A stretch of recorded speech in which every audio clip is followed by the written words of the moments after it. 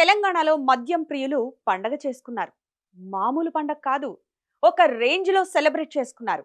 రికార్డులు బద్దలయ్యేలా, కొత్త కొత్త రికార్డులను క్రియేట్ చేసేలా మద్యాన్ని ఏరులై పారించారు. కరెక్ట్గా దసరా రోజే గాంధీ జయంతి కూడా.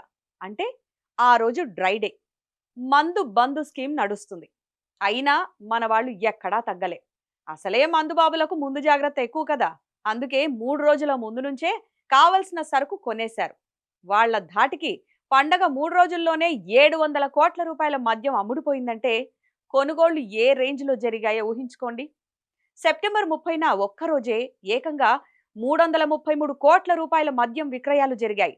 గతేడాది దసరా పండుగ సందర్భంగా 8 రోజుల్లో 852.38 కోట్ల విక్రయాలు జరిగితే ఈ ఏడాది 3 రోజుల్లో 697.23 కోట్ల విక్రయాలు జరగడం నిజంగా ఒక రికార్డే.